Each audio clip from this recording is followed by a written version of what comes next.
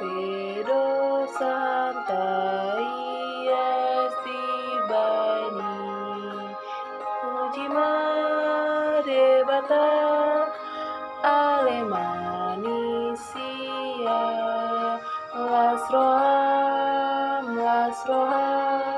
Somba Mare Bata Dapo Tonjoana Suntimbuli Marite anak Tuhan Yesus. Selamat pagi Bapak Ibu serta saudara-saudariku yang terkasih dalam nama Tuhan kita Yesus Kristus. Apa kabarnya Bapak Ibu? Kami berdoa Bapak Ibu senantiasa dalam kesehatan dan sukacita. Sembari kita mempersiapkan memulai aktivitas kita sepanjang hari ini dan kita mempersiapkan hati dan pikiran kita juga untuk menyambut hari Minggu esok dalam peribadahan kita mengawali hari ini dengan mendengarkan firman Tuhan. Mari kita berdoa. Kasih setia dari Allah Bapa kita dan kasih karunia daripadanya itulah kiranya memberkati kamu. Amin.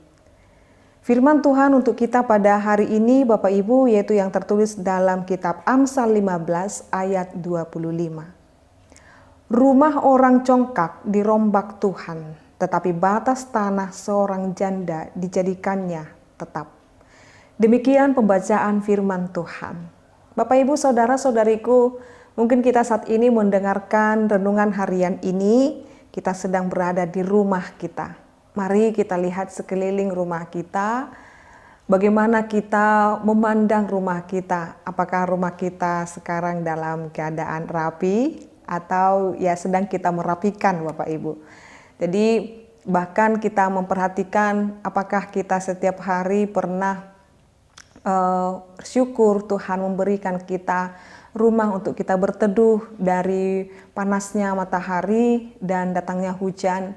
Dan apakah kita bersyukur dengan apa yang boleh Tuhan berikan kepada kita. Entah kita sudah memiliki di dalam rumah kita sendiri dan saat ini Bapak Ibu Saudara-saudariku kita yang menentukan bagaimana kita hidup di dalam rumah kita sendiri. Jikalau di dalam hati dan pikiran kita, apakah rumah itu yang orang-orang yang tentukan dalam hidupnya bukan persoalan apakah dia rumah gedongan atau bahkan rumah yang sangat sederhana. Apapun itu Bapak Ibu Saudara-saudariku, rumah menjadi tempat perteduhan bagi kita. Dan orang-orang yang mendiami, orang pengisi yang mengisi rumah itulah yang menentukan apakah rumah itu adalah rumah yang berbahagia atau menjadi rumah yang menjadi asal daripada kesombongan dan kecongkakan.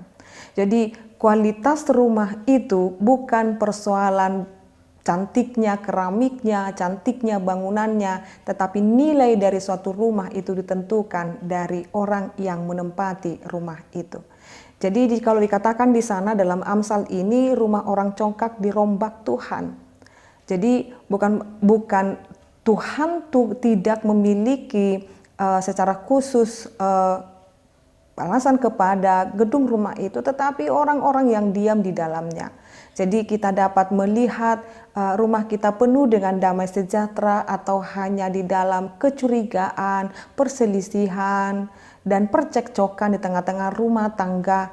Itu adalah dikatakan Tuhan saat ini supaya setiap orang penghuni setiap rumah itu akan bertobat. Kalau hidup di dalam kecongkakan, si suami menganggap rendah istri, istri menganggap rendah suaminya, atau bahkan anak-anak di rumah tidak menghargai orang tuanya, sepele terhadap nasihat-nasihat yang diberikan oleh orang tua kepada anak-anak, tidak ada ketentraman dan kedamaian. Jikalau pagi tiba berantam, malam tiba berantam, dan segala saling merendahkan, itu akan membuat Tuhan akan di dalam setiap orang yang hidup di dalam rumah itu akan ditegur oleh Tuhan. Tetapi saat ini dikatakan dirombak dalam artian apa? Tuhan tidak menghendaki sifat yang congkak.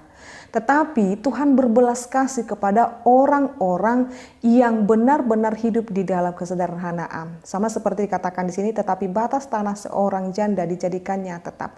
Jadi jikalau batas tanah Artinya apa? Hak atau milik dari orang yang dikecilkan, dipinggirkan, Tuhan akan berjuang kepadanya.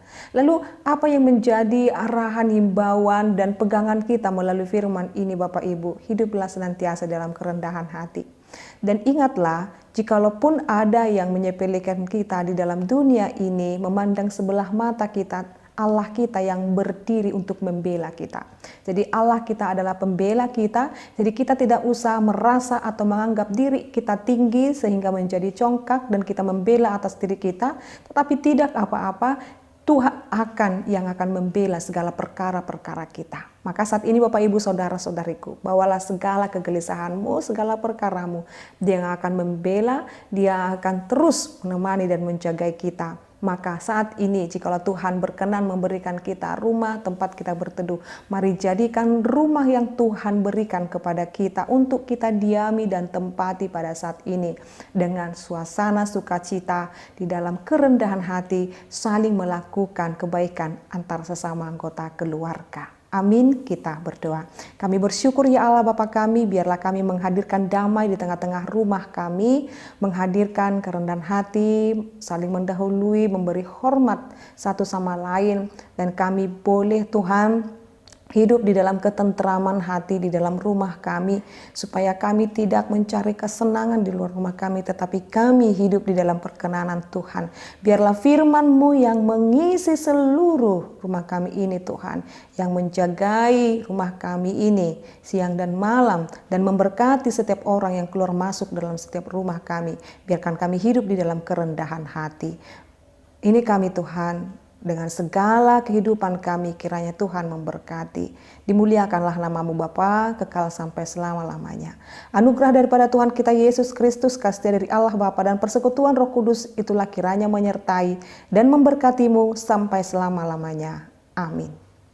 Selamat pagi Bapak Ibu serta saudara-saudariku, Tuhan Yesus memberkati. Shalom.